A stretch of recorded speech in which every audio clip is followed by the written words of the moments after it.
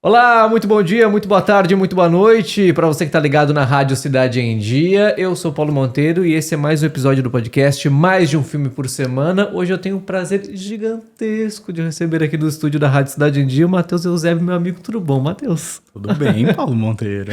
Eu falei pro Matheus, o Matheus me cobrou uma participação nesse podcast. É verdade. E daí eu disse, não, mas quando que tu vai poder vir aqui? Tu trabalha? Dele, não, sou desocupado. Simplesmente. E eis está Matheus Eusébio aqui para participar conosco para falar sobre um filme que eu acho que nós fomos os únicos que eu conheço.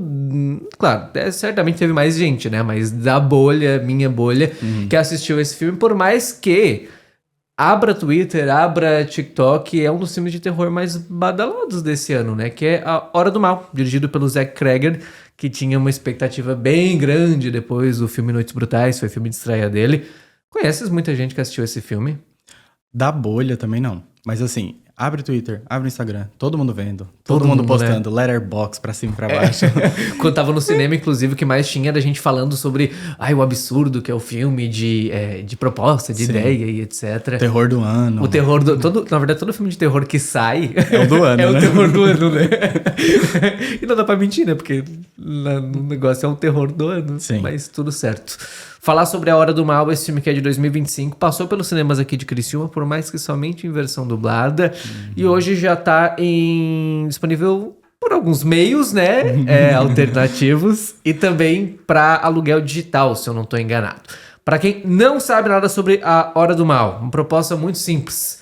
17 crianças, né? São 17 crianças. 17 crianças de uma sala em específico de escola somem de um dia para o outro, mas sobra uma criança somente naquela sala e a professora é acusada de alguma forma, né, suspeita pela família daquelas crianças de uma cidade muito pequena nos Estados Unidos de ter algum envolvimento com o sumiço dessas crianças, como que a sociedade, aquela pequena cidadezinha, vai lidar com essa situação. O que tu achou do filme, Matheus? Eu, particularmente, sou suspeito, né? Já tinha amado Noites Brutais. Que eu adoro também. A Hora do Mal não foi diferente. Eu achei muito bom, uma pegada muito boa. Eu fiquei ansiosíssimo. Eu também. Era um dos filmes que eu mais queria ver esse ano, tá? Sim, e não saía pelos meios alternativos. E aqui só dublado. E não consegui acessar esse filme até que quando saiu, assim, foi o primeiro, larguei tudo pra ver. Né? Eu também. E eu achei incrível. Assim, uma sacada incrível, como em Noites Brutais, aquela coisa de construção da tensão. Impecável. Uma coisa que eu gostei bastante do filme é... Porque assim como Noites Brutais, ele é dividido em visões e capítulos, né? Sim. E eu acho que isso dá um toque muito charmoso, assim. Porque ele é um filme que no começo... Bom, se fala sobre filme de terror. Tu pensa que, nossa, eu vou estar aqui, eu vou me cagar de medo, etc. Mas não, depois de 2 ou 3 jumpscare, eu acho que é o máximo que tem nesse filme... Tu já tá envolto numa galhofa, de certa forma, né? Sim, e como tu falou ali das visões, né? Em Noites Brutais eu senti um pouco disso também. Assisti por meios alternativos. E quando chegou naquele segundo ato, que simplesmente muda a fotografia, muda a personagem, muda tudo, eu pensei, meu Deus, tô vendo o mesmo filme ainda. Será que eles não acharam o arquivo errado? Mas acho isso genial, assim, de não focar só em um personagem, discorrer sobre ele o filme todo, assim. Trazer a visão na Hora do Mal da Justine, do policial, do morador de rua, então todas do essas... diretor. Do diretor. Da escola, né? Todas essas visões, assim, e depois a outra visão também, né? Que a gente não vai falar qual é, mas enfim. Eu gosto muito também porque, depois a gente vai falar um pouco mais sobre Noites Brutais, mas ele é um filme que os dois, ele te pega não necessariamente pelo medo, ele te pega pelo desconhecido, pela vontade de saber o que tá acontecendo, né? E é isso que dá o medo, entre aspas, que é não saber, não ter explicação. A falta de explicação, né, nos filmes, na história do cinema, sempre foi uma forma muito legal de construir um medo e uma tensão, né? É aquilo que te deixa envolvido com o filme, né? Sim, porque não é aquela construção, tipo, dos filmes de terror com espírito, por exemplo. Em que tu já sabe que algo tá acontecendo ali. E tu já sabe o que é o algo, né? O que é o algo, assim, que já é imposto desde o início, né? Ali, as crianças somem, a professora é acusada, e aí? O que tá acontecendo? Por que sumiu? Quem que fez isso? Tipo assim, você fica se questionando também, é plausível sumir? Sim. Tipo, alguém sequestrou, daí seria uma coisa mais plausível. É uma coisa sobrenatural, mas se é o quê? Né? Sim. Tu fica nessa coisa da busca por respostas. E eu acho muito, muito bom como até nisso o diretor consegue trabalhar uma questão até de um cenário não cancelamento, né? Mas de linchamento. Porque a personagem, que eu esqueci o nome da atriz, inclusive, mas é aquela atriz loira que já fez Ozark, etc. Ela é a professora e pela visão dela, que é o que a gente começa assistindo, a gente entende que ela é inocente, que ela não tem nada a ver com o sumiço daquelas crianças. Que ela tá tão frustrada quanto pelo fato daquele sumiço acontecer somente na sala dela. Sim. Mas todas as pessoas ao redor apontam ela como uma pessoa que está envolvida de alguma forma, que sabe o que está acontecendo. E por isso a vida dela vira um inferno, né? Então, é muito legal como o diretor consegue falar sobre esse linchamento, no caso não virtual, né? Mas esse linchamento em falta de... numa sociedade moderna que a gente tem, né? E é aquela coisa, né? Na falta da informação, vamos atacar a pessoa que estava mais próxima. E até no filme, né? Eles buscam o histórico dela, acham algo do passado dela. Que é nada a ver, tipo, ela foi demitida porque... nem lembro qual era a razão, mas é uma razão muito estúpida, né? Sim, eu acho que ela levou uma criança embora da escola pra casa, algo nesse sentido, assim, e daí já foi acusada de outras coisas, sabe? É muito um problema de uma sociedade moderna, né? De cancelar as pessoas e acabar, porque na verdade a vida dela não é que a vida dela acaba naquela cidade. Ela continua morando e etc. Mas ela não consegue viver para além da porta da casa dela, né? Ela se vê encurralada, né? A cidade toda contra ela, a polícia não consegue defender, ela não consegue se defender, nada tem explicação. E é mais fácil só atacar ela. É só pichar o carro e só pichar o carro dela e é isso. Uma coisa que eu gosto também dessa parte é porque... claro, pela visão dela, tu acaba entendendo de certa forma que ela é inocente. Mas tu nunca tem certeza, né? Sabe? Porque como tu não consegue encontrar até os momentos iniciais do filme ali a explicação para o que tá acontecendo, tu nunca tem certeza de apontar. Não, ela não tem envolvimento. Ela tem envolvimento. Ela bate bem na cabeça, ela não bate bem na cabeça. Então, essa dúvida também é bom para construir essa tensão, né? E eles constroem algo em torno, assim, de uma possível dependência em álcool. Isso. Que não é meio subjetivo e que ela parece que tá num rehab. Sabe? E isso é muito bom, assim. Daí tu já começa a se questionar, será que ela tem culpa? E é o que a gente faz quando... Até falando sobre cancelamento, daí pensa na internet, é o que a gente faz quando a gente... pega alguém pra cancelar, né? Às vezes a pessoa tem sendo acusada de algo, nada provado. Mas a gente vai buscar coisas do passado mínimas que são pra promover esse cancelamento. Investigar o mínimo possível. Não, porque ela curtiu um tweet, sabe, há 8 anos atrás, então... Cancela. Logo ela é uma pessoa ruim, logo cancela, pode ser presa, Sim. sabe? Eu acho muito sagaz, assim, como o diretor usa essas discussões pro filme de terror, sabe? E é uma coisa assim, prendam ela. Tá, beleza, vai prender ela. E as crianças? E aí? Vai voltar as crianças? Vão aparecer de novo?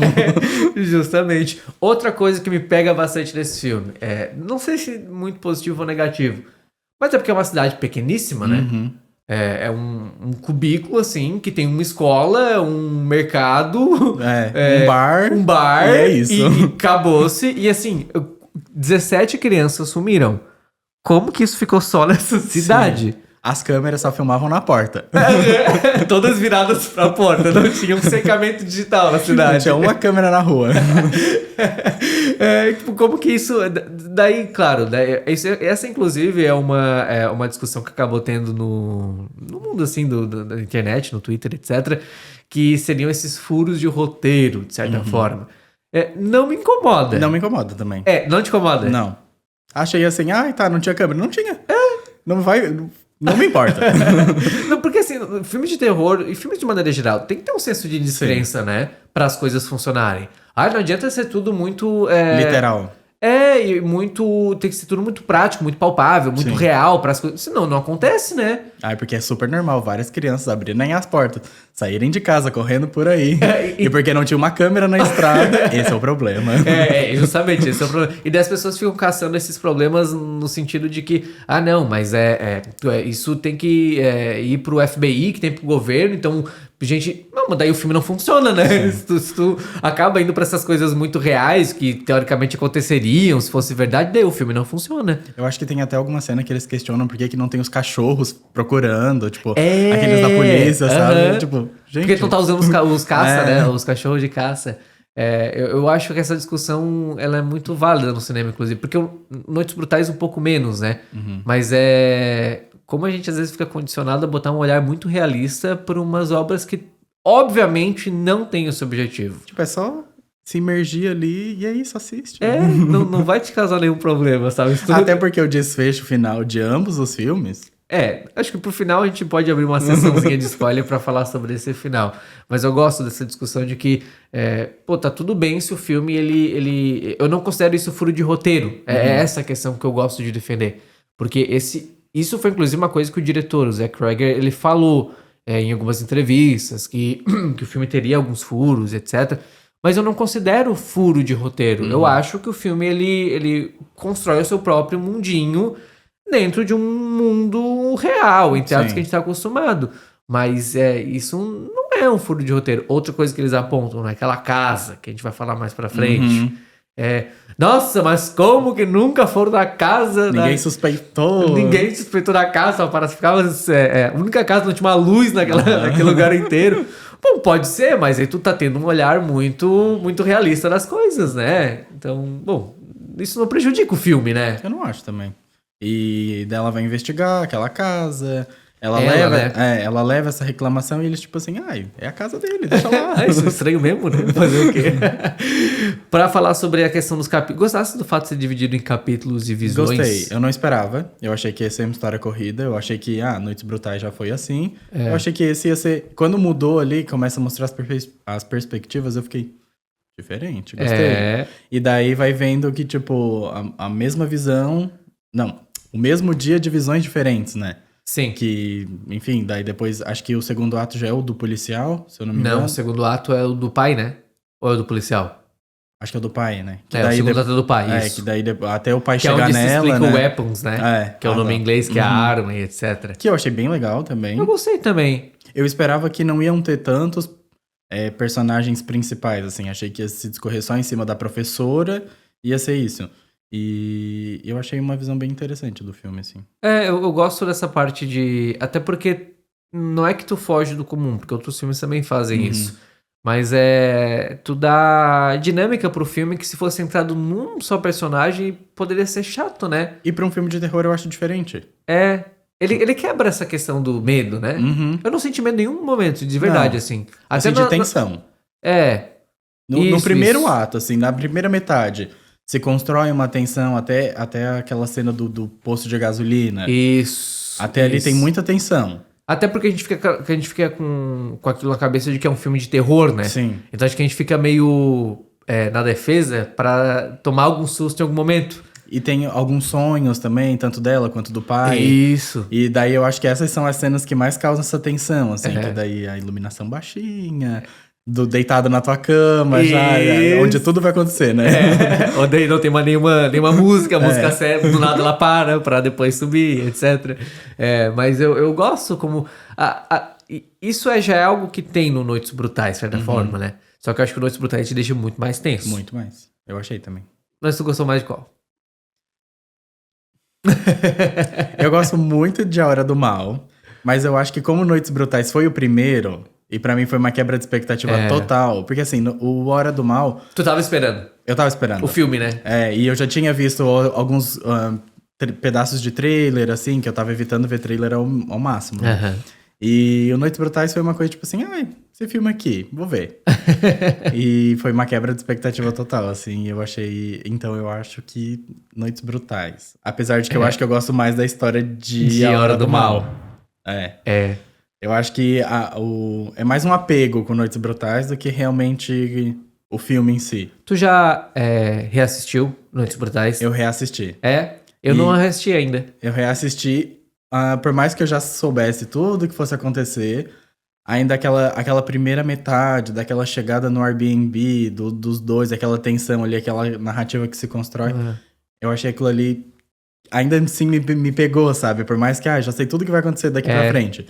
Mas aquela coisa de a saturação, uma iluminação baixa, e ela entrando desconfiada. Isso. E tu tentando, tipo assim, se solidarizar com o que ela tá sentindo, porque...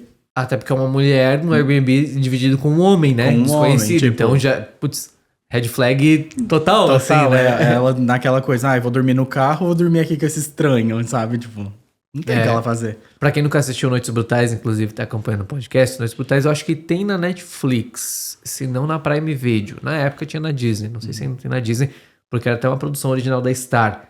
E mesmo diretor, acho que é 2022, né? O filme é Acho que é. É, 2022 ou 2023. E acompanha esse núcleo que é uma menina que ela aluga o Airbnb para um evento do emprego, numa cidade vazia, assim, numa rua moribunda, que não tem um bairro que não tem nem ninguém, a não ser aquele Airbnb. E ela chega lá e outra pessoa diz que já alugou aquele Airbnb. E já está lá, inclusive, que é um homem. E daí fica aquela tensão, saber se ele tá falando a verdade, se não tá. Muda a história no meio e corta pra outra perspectiva, que era alguém que já havia se hospedado e era o dono, né? O cara era o Noites Brutais, aquela outra visão, que inclusive aquele cara aparece também na Hora do Mal, né? Não sei se tu percebeu. Ele aparece. Ele é o pai de uma das crianças. Lembra o momento em que o pai vai na casa, a mulher não deixa? Tá. Ele vê as câmeras? O pai que deixa. Ele aborda no carro ali, Isso. né? Tá. É ele. E daí Noites Brutais, ele é o dono da casa. E daí o filme começa a desandar pra essa coisa meio absurda. O que tu acha do absurdo? Não digo que é algo... não, é algo esperado, né? Porque quando eu acho que isso também pesa pra eu gostar um pouco mais de o Noites Brutais. Que existe uma repetição, né? Porque é a divisão em capítulos, que eu continuo gostando bastante. E o descambo para o absurdo. Porque a solução do filme, depois a gente vai falar no finalzinho sobre o que acontece... Mas ela é uma solução absurda, né? ela vai... Mas se justifica. Eu acho que se justifica. Assim como de Noites Brutais, né? Dentro daquele mundo funciona e etc. Só que... mas eu gosto muito disso, assim, sabe? Porque ele não tem medo de descambar para um absurdo. E eu acho isso muito, muito, muito, muito legal. E em A Hora do Mal ali, principalmente, acho que aquela caracterização... Eu, particularmente, amei, né? Da personagem, né?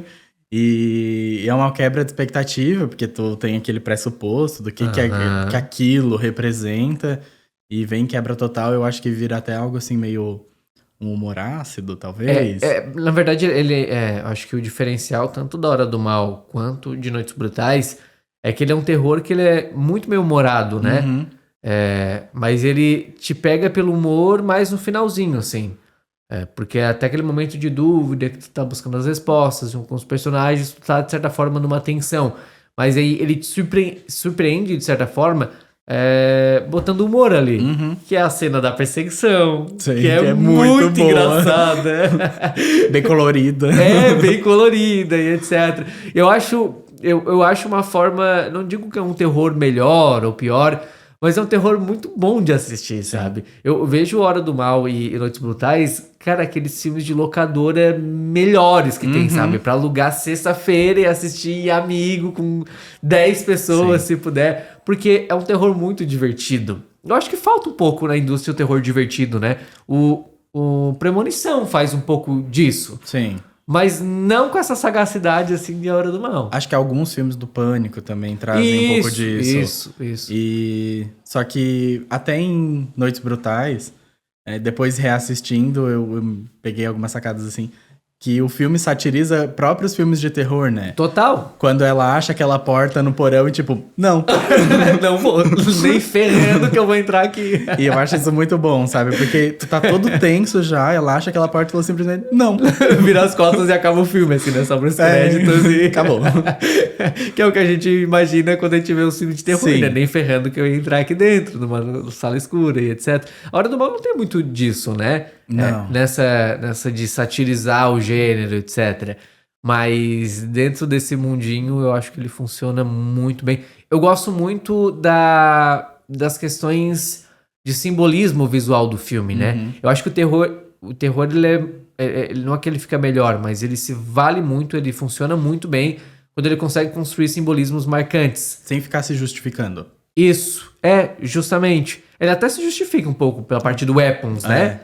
Das armas, etc. Ali, né? Mas quando ele consegue construir essas questões visuais que são muito marcantes e que representam o filme de certa forma. Por exemplo, o sorriso, né? O pânico, a máscara. Aqui, as crianças correr com os braços abertos. Por quê? Sabe? É uma coisa que tu fica se questionando também desde o começo. Porque essas 17 crianças correm todas desse mesmo jeito, todas iguais. É muito marcante visualmente, funciona muito bem, né? Que meio que vira o branding do filme, né? Aquela capa, e todo mundo sempre fala, o filme das crianças com o bracinho aberto. Isso, o filme das crianças que saem correndo com os braços abertos. Sim. E eu acho que esse visual é muito legal pra tu construir filmes marcantes no terror, que entender que essas coisas, elas é o que ficam na cabeça, né? Essa assinatura, né? E não necessariamente, como tu disse, não necessariamente precisa ter um motivo, uma explicação, mas pensar aquilo, construir aquilo é muito difícil. Porque tu pensar, não, o filme, por exemplo, vou citar a Invocação do Mal, os 4, que eu gosto bastante dos 2 primeiros, não gosto nada do 3 e gostei um pouquinho do 4. Eles não têm essa ideia não lembra de algo visual da Invocação do Mal. Não. Lembra do casal, das histórias, dos casos, mas não, como também é uma obra baseada, entre aspas, em histórias reais, pelo menos, não tem essa coisa, não, vou lembrar por causa... é o filme do crucifixo ao contrário na parede. Não, né? E A Hora do Mal tem isso. E A Hora do Mal tem. Das crianças, Acho que a gente não pode falar ainda, né? Quanto tempo tem de podcast, Matheus? 20 minutos?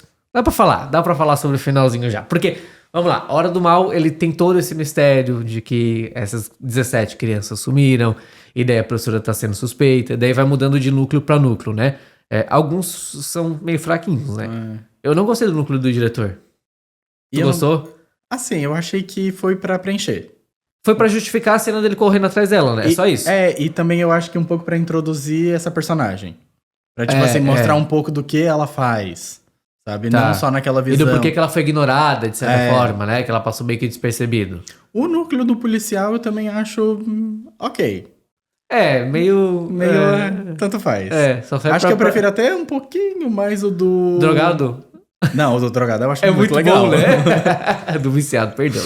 Enfim. E eu acho muito bom esse. O do policial, eu acho que é pra ter essa coisa ali no meio do gato e rato, né? Entre os dois. E o do diretor, eu acho que foi só pra introduzir personagem. O do pai eu gosto bastante. O do pai é bom. Do pai da Justine ali, da professora, é muito bom. Até porque o pai e a Justine são muito bons atores, né? O pai, ele é muito bom ator. Sim. E eu achei muito boa a atuação também do dependente ali. Eu também, ele é muito bom, ele é muito icônico. Ele entrando no mato, olhando aquele negócio dando tchauzinho, ele vai, acho que tá loucão. Meio que essa coisa do Noites Brutais, né? Ali, tipo, não. Vou me trancar aqui e pronto. E onde o humor também entra.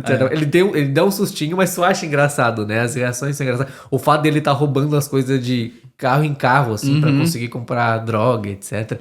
É trágico, mas naquele filme soa engraçado. Funciona. Né? Soa engraçado. Dentro dessa questão do final, falar sobre spoilers. Todo o lance do filme é que existe essa bruxa, dá pra falar que é bruxa? Acho que é uma bruxa, que ela é, teoricamente... Daí eu não entendi. Ela realmente era avó do menino? Era uma tia, né? Uma tia. E era mesmo, então? Era da mãe do menino, até onde eu entendi. Era um parente próximo da mãe do menino. E que ela, na conversa ali dentro do casal, bem breve, né? Eles falam que é algo do sentido, a minha mãe faria isso por ela.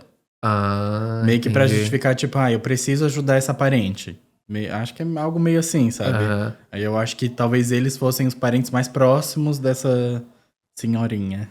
Porque depois do filme apresentar todos esses núcleos pra chegar na história, etc. Da Justine, que é a professora, do pai, do policial, do diretor e do cara viciado em drogas, a gente é apresentado ao núcleo da criança. Que daí a gente percebe a criança que sobreviveu, né? A única criança que enfim, que não sumiu, a única criança que continua indo pra escola. A criança cansada. A criança cansada. Uma coisa que eu fiquei pensando é, nunca na vida, quando eu era criança, se eu virasse à noite, eu ia pra aula do dia seguinte. Adulto, eu não consigo fazer isso direito, imagina criança. Eu ia ficar bem em casa. Não ia. Ai, não, porque vão desconfiar que nada. Me deixa em casa de uma aqui vez. quietinho no meu canto. Só quero tirar um cochilo. Mas enfim, daí a partir do núcleo da criança, a gente entende o que aconteceu na casa dela. E a gente entende que todo o desaparecimento das 17 crianças estão ligados a essa tia dele, que é uma bruxa e que precisa... Daí o filme ele só sugere, assim, né? Mas ela precisa... De uma vitalidade, assim, né? Ela tá muito velha, né? Muito dependente, assim, muito moribunda, e ela precisa de vidas, mas não é matando, né? Essa é outra questão. Tipo, sugando, assim, né? Isso, ela tá sugando a vida das outras pessoas. E daí ela faz isso com os pais do menino, não é suficiente. E daí ela decide fazer isso com as 17 crianças da escola.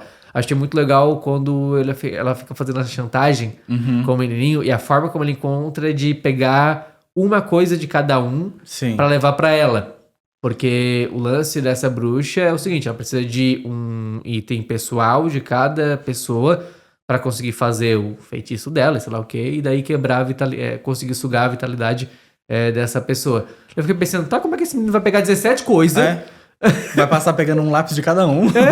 Ninguém vai perceber. Daí ele vai levar pra casa, daí ele vai lá e só pega a plaquinha, né? Que as crianças colocaram na caixinha individual ali, acho, de material, sei lá. Isso, daí achei uma coisa simples, mas muito bem pensadinha, assim. Porque começa com ele olhando, aqui tem um chaveiro, ali tem um não sei o quê.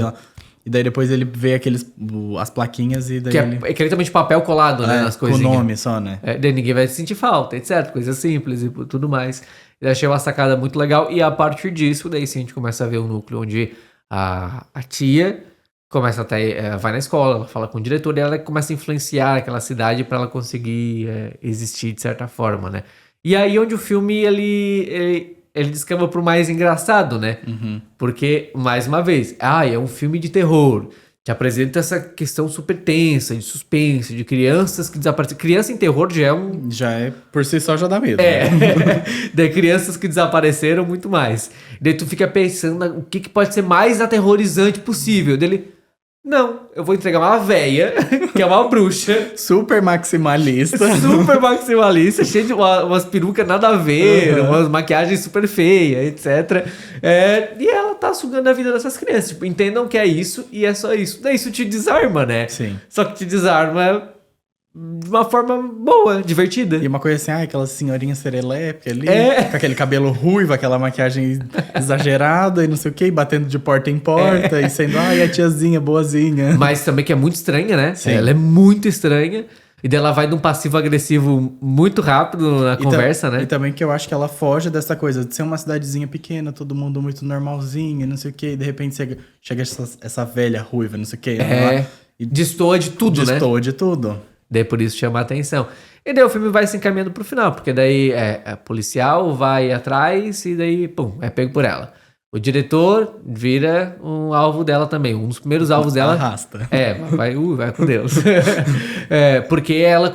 Porque, na verdade, a Justine, né, a professora, começa a desconfiar da casa onde estão todas as 17 crianças, no porão, etc. E daí, de fato, ninguém nunca vai investigar aquela casa.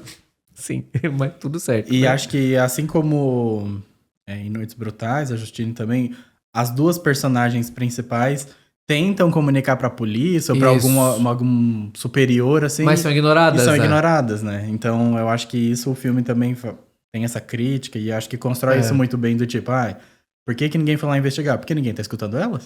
Porque elas são alvo de alguma forma, né? Sim. E o descrédito da mulher também, né? Acho legal, inclusive, que o diretor, o Zach Rager, ele coloca duas personagens femininas pra transitar nesses dois filmes, assim. Eu acho isso dá a oportunidade de falar sobre algumas coisas do terror muito legal. As mocinhas quanto as vilãs são sempre personagens femininos, né? É verdade. Até porque a vilã de Noites Brutais não é que ela é uma vilã. Ela é só mais uma vítima. Ela só queria uma criança. Ela queria só queria ser mãe. Nasceu pra ser mãe. Mas o Hora do Mal, ele se encerra ali daquele jeito super... Daí eu gosto também de como ele acaba.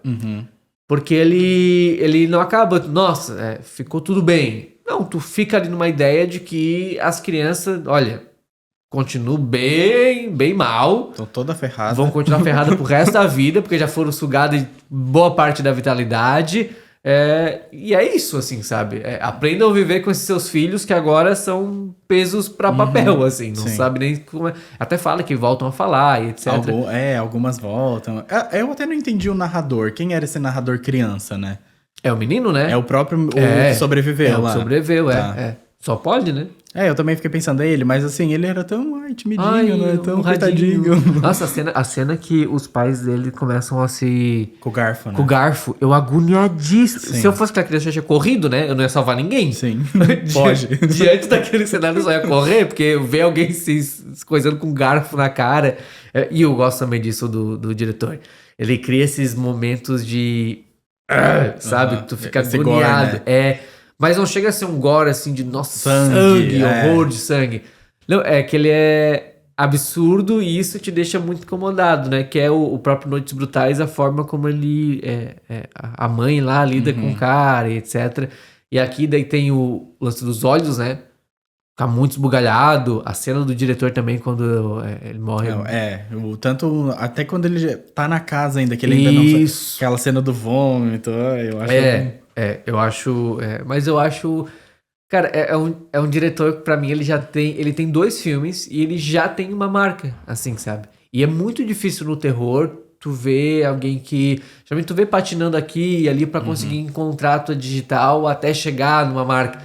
Agora não, eu tenho certeza que os próximos filmes do Zach Cregger, eu vou ir pra ver um filme de terror que não vai me dar muito medo, mas ainda assim é um filme de gênero de terror e que eu vou me divertir horrores. E que vai entregar. Já sou fã dele.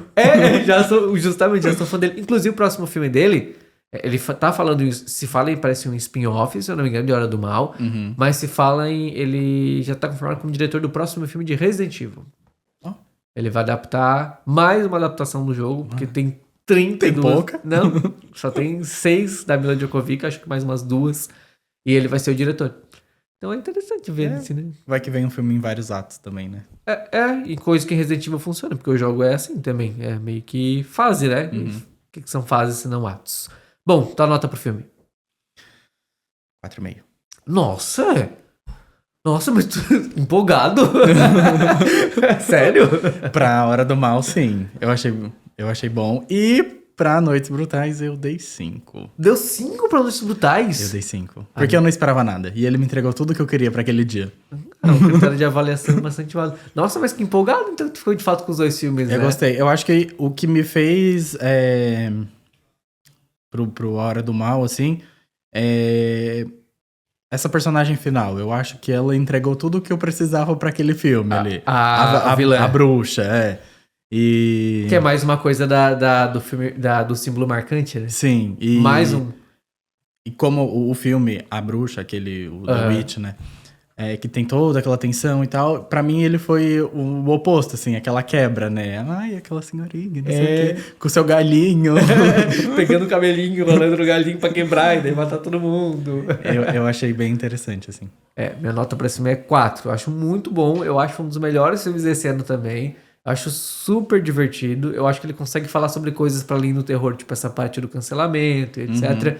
Muito bem. Fala também sobre os Estados Unidos, que é um palco desse movimento de cancelamento, lixamento, etc. E, nossa, super divertido. Nota 4. Vale muito, pra mim, né?